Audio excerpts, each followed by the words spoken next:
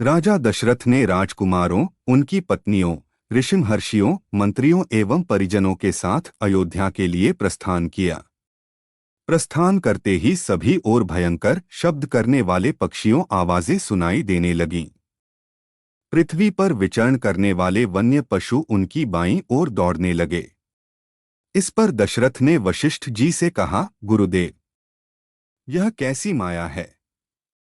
जहां पक्षियों का भयंकर स्वर अपशकुन का सूचक है, वहीं मृगों का बाएं होकर जाना शुभ शकुन की सूचना देता है।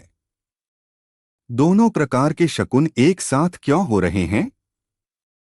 महाराज दशरथ के इस प्रश्न के उत्तर में वशिष्ठ जी बोले, पक्षियों के भयंकर ध्वनि से ज्ञात होता है कि कोई भय उत्पन्न करने वाली घटना घटने वाली है, और मृग आदि पशुओं के इस प्रकार जाने से पता चलता है कि वह भयानक घटना सरलता से शांत हो जाएगी। इसलिए आप किसी प्रकार की चिंता न करें। यह वार्तालाप अभी चल ही रहा था कि बड़े जोरों की आंधी आई, परिणामस्वरूप वृक्ष पृथ्वी पर गिरने लगे। तभी राजा दशरथ को भृगुकुल के ऋषि परशुराम दृष्टिगत हुए। उनकी वेशभूषा बड़ी भयंकर थी। बड़ी बड़ी जटाएं उनके तेजस्वी मुख पर बिखरी हुई थीं, नेत्रों में क्रोध की लालिमा थी। कंधे पर कठोर फरसा और हाथों में धनुष बाण थे। ऋषियों ने आगे बढ़कर उनका स्वागत किया और इस स्वागत को स्वीकार करने के उपरांत वे श्री रामचंद्र से बोले, दशरथ नंदन राम, हमें ज्ञात हुआ है कि तुम बड़े पराक्रमी हो और तुमने शिवजी के धनुष को भंग कर दिया है और इस प्रकार तुमने अपूर्व ख्याति प्राप्त की है। मैं तुम्हारे लिए एक और अच्छा धनुष लाया हूं। यह धनुष साधारण नहीं है, बल्कि जमदग्नि कुमार परशुराम का है। इस पर बाण चढ़ाकर तुम अपने शौर्य का परिचय दो। तुम्हारे बल और शौर्य को देखने के पश्चात मैं तुमसे द्वंद्व युद्ध करूंगा। परशुराम की बात सुनकर राजा दशरथ विनीत स्वर में बोले, भगवन, आप वेदविद स्वाध्यायी ब्राह्मण हैं। क्षत्रियों का विनाश करके आप बहुत पहले ही अपने क्रोध को शांत कर चुके हैं। आपने इंद्र के समक्ष प्रतिज्ञा करके अस्त्र शस्त्र का परित्याग भी कर दिया है। इसलिए हे ऋषिराज, आप इन बालकों को अभय दान दीजिए। यदि आपके हाथों राम मारा गया तो हम में से कोई भी उसके वियोग में जीवित नहीं रह सकेगा। परशुराम जी ने दशरथ की बात पर कुछ भी ध्यान नहीं दिया। वे राम से बोले, राम, संसार में केवल दो ही धनुष सर्वश्रेष्ठ माने जाते हैं। सारा संसार उनका सम्मान करता है। विश्वकर्मा ने उन दोनों को स्वयं अपने हाथों से बनाया था।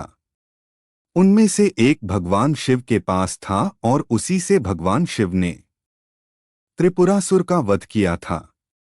तुमने उसी धनुष को तोड़ डाला है।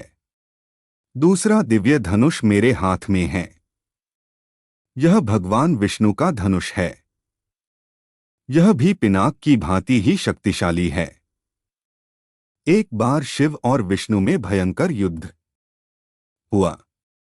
विष्णु को देवताओं ने श्रेष्ठ मानकर शांत किया।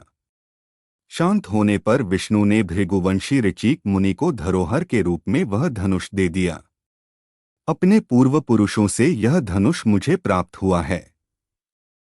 अब तुम एक क्षत्रिय के नाते इस धनुष को लेकर इस पर बाण चढ़ाओ और सफल होने पर मेरे साथ द्वंद्व युद्ध करो। इस प्रकार से परशुराम के द्वारा बार बार ललकारे जाने पर रामचंद्र बोले, हे भार्गव, मैं ब्राह्मण समझकर आपका सम्मान कर रहा हूं और आपके समक्ष कुछ विशेष बोल नहीं रहा हूं, किंतु आप मेरी इस विनयशीलता को पराक्रमहीनता एवं कायरता समझ रहे हैं और मेरा तिरस्कार कर रहे हैं। लाइए धनुष बाण, मुझे दीजिए। यह कहकर उन्होंने झपटकर परशुराम के हाथ से धनुष बाण ले लिए और धनुष पर बाण चढ़ाकर बोले, हे भृगुनंदन, ब्राह्मण होने के कारण आप मेरे पूज्य हैं।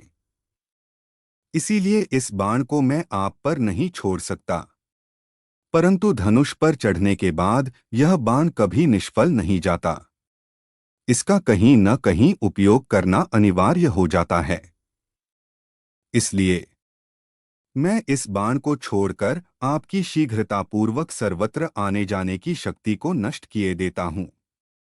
श्री राम की बात सुनकर शक्तिहीन हो गए परशुराम जी विनयपूर्वक कहने लगे, बाण छोड़ने से पूर्व मेरी एक बात सुन लीजिए। क्षत्रियों को नष्ट करके मैंने यह भूमि कश्यप जी को दान में दी थी। उस समय उन्होंने मुझसे कहा था कि अब तुम्हें पृथ्वी पर नहीं रहना चाहिए क्योंकि तुमने पृथ्वी का दान कर दिया है। तभी से मैं गुरुवर कश्यप जी की आज्ञा का पालन करता हुआ कभी भी रात्रि में पृथ्वी पर वास नहीं करता। आथ हे राम, कृपा करके मेरी गमन शक्ति को नष्ट मत करो। मैं मन के समान गति से महेंद्र पर्वत पर चला जाऊंगा। मुझे ज्ञात है कि इस बाण का प्रयोग निष्फल नहीं जाता, इसलिए आप इस बाण के द्वारा उन अनुपम लोकों को नष्ट कर दें जिन पर मैंने अपनी तपस्या से विजय प्राप्त की है। आपने जिस सरलता से इस धनुष पर बाण चढ़ा दिया है, उससे मुझे विश्वास हो गया है कि आप मधु राक्षस का संहार करने वाले साक्षात विष्णु हैं। राम ने परशुराम की प्रार्थना को स्वीकार किया और उनके द्वारा तपस्या के बल पर अर्जित समस्त पुण्य लोकों को नष्ट कर दिया। इसके पश्चात परशुराम जी तपस्या करने के लिए महेंद्र पर्वत पर चले गए और वहां उपस्थित सभी ऋषिमुनियों सहित राजा दशरथ ने रामचंद्र की भूरी भूरी प्रशंसा की।